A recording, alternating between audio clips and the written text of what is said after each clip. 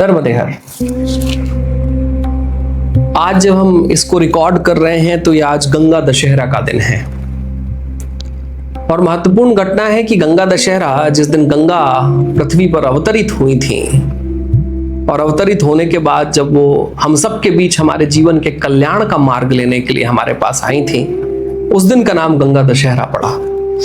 गंगा जी के जीवन में अनेक अध्याय आते हैं, उसमें एक अध्याय ये भी आता है कि एक ऋषि हुए थे महर्षि जनु, जिन्होंने गंगा जी को, जब गंगा जी बहुत वेग के साथ आई तो उस वेग में आने के कारण उन्होंने गंगा जी को अपने शरीर में स्थापित कर लिया था, कहीं उनका आश्रम उजड़ गया था।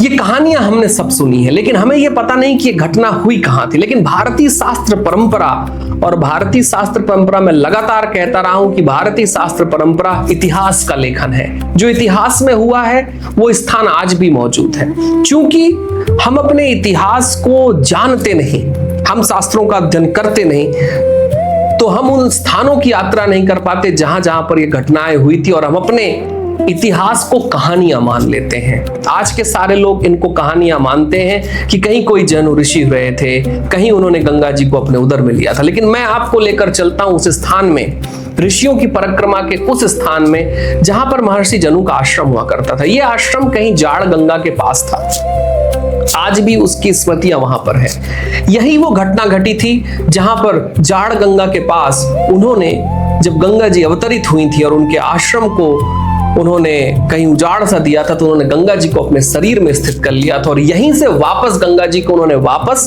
पृथ्वी पर भेजा था। एक महत्वपूर्ण स्थान, ये एक महत्वपूर्ण स्मृति भारती की।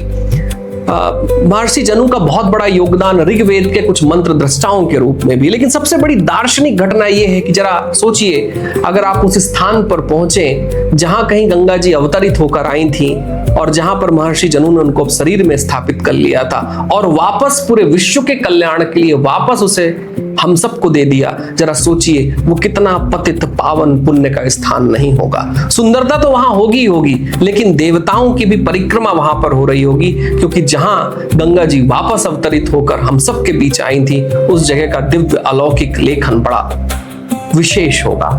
तो जाड़ गंगा के पास महर्षि जनु के आश्रम में आप सभी जाएं उस आशीर्वाद को लेने के लिए, जिस आशीर्वाद को लेकर गंगा जी वापस अवतरित होकर हम सबके बीच में आई थी। नर्मदे हर।